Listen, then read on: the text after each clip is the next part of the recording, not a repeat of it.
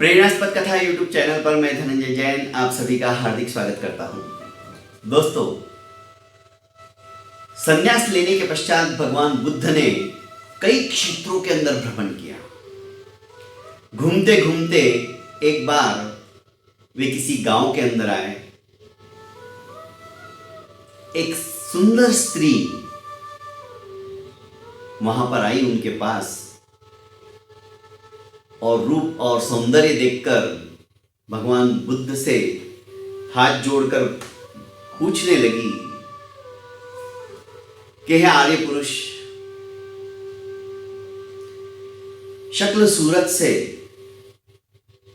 और सुकुमारता देखते हुए ऐसा प्रतीत होता है कि तुम किसी राज्य घराने के हो, और इस जवानी के अंदर इस तरह से गेरुआ वस्त्र धारण कर किसी की खोज में तुम निकल पड़े हो। क्या मैं जान सकती हूं कि इसके पीछे क्या उद्देश्य है, क्या रहस्य है? भगवान बुद्ध ने कहा कि देवी, जन्म, जरा और मृत्यु ये क्यों होता है, बस इसी रहस्य को जानने के लिए मैंने संन्यास जीवन अंगीकार किया है। हम क्यों जन्मते हैं? जन्म लेने के पश्चात इतने सुंदर शरीर के अंदर आदि व्याधि उपाधि क्यों उत्पन्न होती है? हम क्यों बीमार हो जाते हैं? बुढ़ापा क्यों आ जाता है? और एक दिन हम सर्वस्व छोड़कर किसी अदृश्य जगह विलीन हो जाते हैं, चले जाते हैं। ऐसा क्यों होता है? बस इसी रहस्य को जानने के लिए मैंने सब कुछ छोड़कर उसकी खोज के अंदर संन्यास जीवन को अंगीकार करते हुए मैं निकल पड़ा। स्त्री उनकी बातों को सुनकर बहुत प्रभावित हुई। उसने कहा कि महात्मन, आप यदि बुरा न मानो तो आज भोजन का लाभ मुझे दीजिए। क्या आप मेरे घर पर आकर भोजन करना पसंद करोगे? बुद्ध ने कहा कि ठीक है, मैं आ जाऊंगा। भगवान बुद्ध के पास उनके जो अनुयायी थे वे भी बैठे हुए थे। स्त्री के जाने के पश्चात उन्होंने कहा कि महात्मन, अनर्थ हो गया, आप किसके घर में जा रहे हो? एक नंबर की चरित्रहीन है वो स्त्री, आपने जवान दे दी, आप मत जाओ वहां पर। भगवान बुद्ध ने कहा क्यों? जो उस गांव के मुखिया थे उनको भगवान बुद्ध ने इंगित करते हुए कहा, क्या तुम भी उसे चरित्रहीन स्त्री मानते हो? भगवान को उस मुखिया ने अपने बच्चों की सौगंध खाते हुए कहा कि भगवान, मैं सच कहता हूं, वो वेश्या है, आप उसके यहां मत जाइए, चरित्रहीन है वो। आप जाओगे तो बदनामी होगी, लोग तरह तरह की बातें करेंगे। भगवान बुद्ध ने उस मुखिया का एक हाथ अपने हाथ में पकड़ लिया और कहा कि दूसरे हाथ से ताली बजाओ।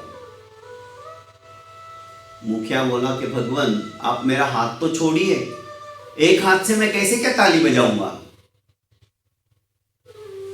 भगवान बुद्ध बोले, तो तुम किस तरह से बात कर रहे हो?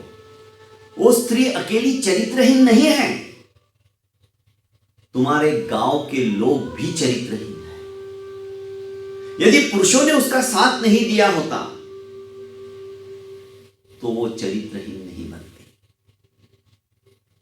आज हम दूसरों की गलतियों को आंखें फाड़ फाड़ कर देखते हैं, पर हमारे अंदर कितनी गलतियां हैं, क्या कभी इसकी तरफ भी हमने ध्यान दिया है? दशहरे के दिन हर जगह रावण के बड़े बड़े पुतलों को जलाने का प्रयास किया जाता है, प्रथा चली आ रही है। छोटे छोटे बच्चे भी जाते हैं उस समय संध्या काल को, सायंकाल को। किसी से पूछ लिया ना कि भाई कहाँ जा रहे हो, तो बड़े गर्व के साथ कहते कि रावण को मारने जा रहे हैं। रावण को मारना इतना आसान था क्या?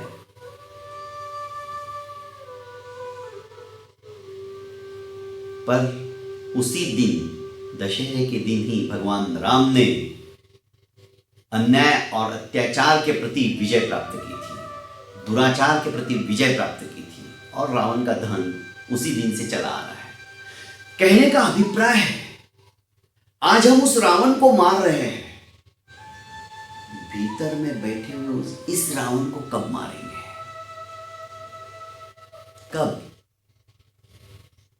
दोस्तों, जब तक हमारे मन के अंदर विषय, वासना और विकार है, तब तक हम कुछ भी धर्म, आराधना, साधना नहीं कर सकते। बर्तन के अंदर नमक है पहले से ही, और आपको कोई दूध लाकर दे रहा है और उस दूध को आपको उसी बर्तन में रखना है, तो पहले आपको उस नमक के बर्तन को स्वच्छ, अच्छ, निर्मल बनाना पड़ेगा, साफ करना पड़ेगा।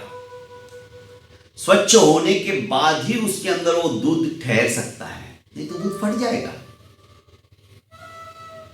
दोस्तों, कहने का अभिप्राय यही है कि चरित्रहीन हम दूसरों को कह रहे हैं। अरे हम कितने चरित्रहीन हैं। सुंदर स्त्री को देखते ही हमारे मन के अंदर विकार जागृत हो जाते हैं। मन ही है मन, हम पता नहीं क्या क्या सोचने लग जाते हैं। क्यों हम दोष दे रहे किसी को? वो चरित्रहीन है, उसका व्यवहार अच्छा नहीं है। दोस्तों, भीतर में झांकने की कोशिश करो। जिस दिन हम अंदर डूब जाएंगे, अंदर अपने आप को खोजने लगेंगे, हमें लगेगा कि शायद हमसे बुरा इस संसार के अंदर कोई नहीं है। ये फैक्ट है। वो वेश्या चरित्रहीन कही जा रही थी, पर भगवान बुद्ध ने अपने अनुयायियों के साथ गांव के लोगों की आंखें खोल दी। हम कैसे हैं, हमारा व्यवहार कैसा है, हमारी सोच कैसी है। दोस्तों, अच्छे अच्छे विचार सुनने के लिए इसी तरह की छोटी छोटी कहानियां आप मेरे YouTube चैनल के द्वारा सुनते रहिएगा। लाइक कीजिएगा, सब्सक्राइब कीजिएगा और ज़्यादा से ज़्यादा शेयर कीजिएगा। बहुत बहुत धन्यवाद।